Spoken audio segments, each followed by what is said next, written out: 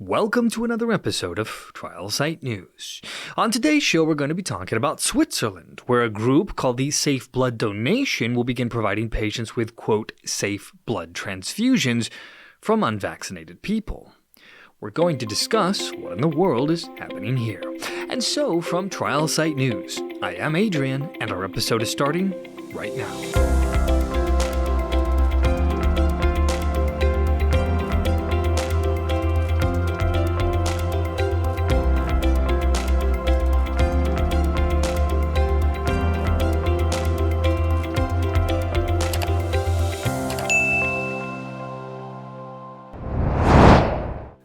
So, we here at Trial Site News have reported via written articles on our website about a growing trend where those who are unvaccinated are now beginning to voice their concern over how the COVID vaccination has influenced world health.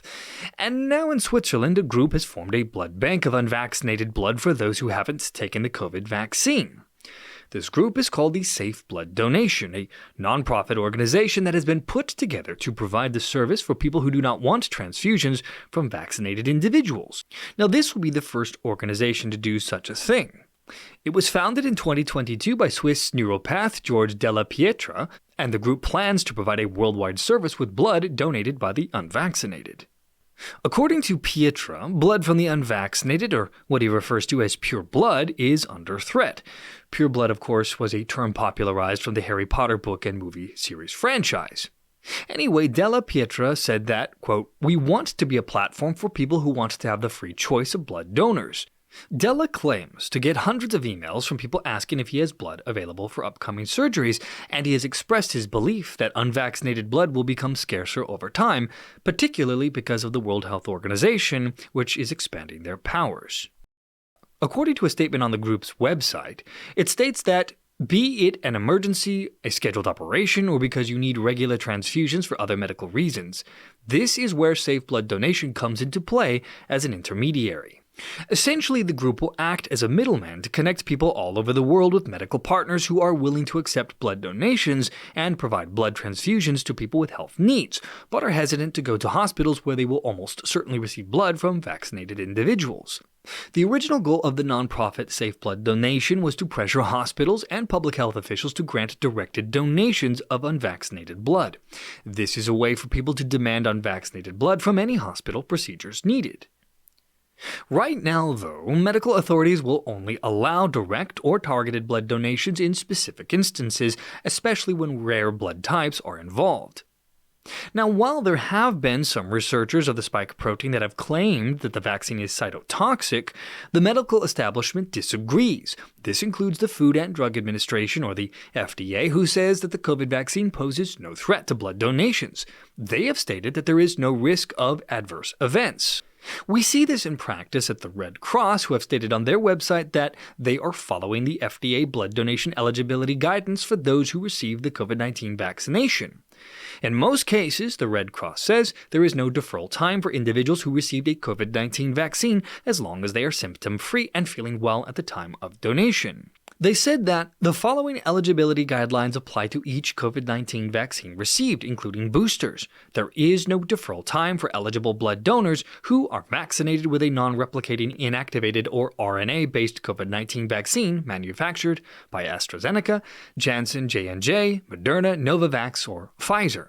Although the Red Cross does point out that eligible blood donors who received a live attenuated COVID-19 vaccine or do not know what type of COVID-19 vaccine they received must wait 2 weeks before giving blood. Now, the Red Cross also makes sure to let everyone know that they are committed to the safety of donors, staff, and volunteers, and that they, quote, only collect blood from donors who are healthy and symptomatic-free. No matter which COVID-19 vaccine you receive, please do not present to donate unless you are symptom-free and feeling well. Mild side effects can occur after the administration of vaccines of any type, although they usually disappear within a few days. If you experience any side effects, please wait to donate until you are feeling well. Now, there is a caveat to all of this and something worth noting. Early last year, we're talking March of 2022, we ran a story at trialsitenews.com about a peer-reviewed Stanford University Department of Pathology study published in Cell. It was funded by the National Institutes of Health, a government organization here in the US, and the Bill and Melinda Gates Foundation and other institutions. And the study suggests that recipients of the Pfizer-BioNTech vaccine for COVID were found to have at least as much spike protein in their blood as unvaccinated people who were infected by the virus for up to several weeks. So let's take a moment to look at this. The researchers compared several batches of plasma, or blood, from different patient groups. The researchers took plasma from 530 hospitalized patients with moderate to severe COVID symptoms and was compared to plasma from 87 patients with mostly mild symptoms, to plasma from 196 vaccinated Mongolian patients, and to plasma taken from 37, quote, healthy individuals prior to the pandemic as a control group. And finally, the researchers also examined the saliva of 12 healthy individuals. The researchers then determined that the spike protein was present in the vaccinated individuals in their lymph nodes for up to 2 weeks after vaccination.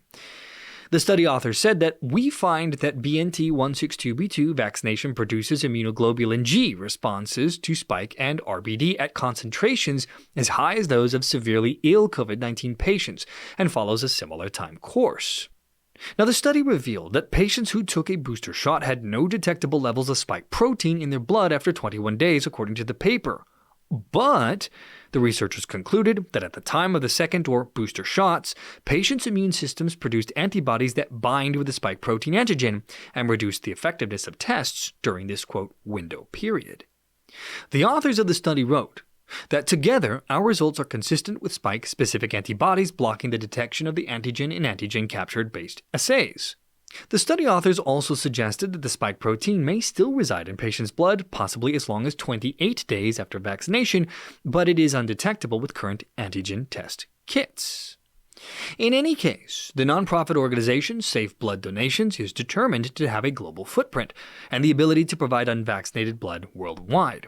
According to the group's website, it is for, quote, an emergency, a scheduled operation, or because you need regular transfusions for other medical reasons. This is where Safe Blood Donation comes into play as an intermediary. Now, the founder also noted that Safe Blood Donation will not be run as a blood bank. They cite legal concerns. Instead, they will match blood donors and recipients who are then sent to a medical partner's clinic where the blood transfusion will be handled.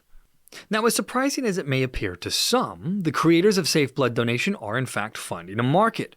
According to news reports, people from at least 16 countries, including here in the US, Canada, Australia, and several other nations in Western Europe, Asia, and Africa have already signed up either to donate unvaccinated blood or to receive blood transfusions from unvaccinated individuals. Strange times we live in, my friends. Strange times indeed. And that, my friends, will bring our episode to a close once more. For more content like this, be sure to check back to this channel daily, Monday through Friday, and for numerous written articles daily, 7 days a week, be sure to visit our website at trialsitenews.com. And as ever always, thank you so much for joining me on the program today. From Trial Site News, I am Adrian, and I will see you all next time.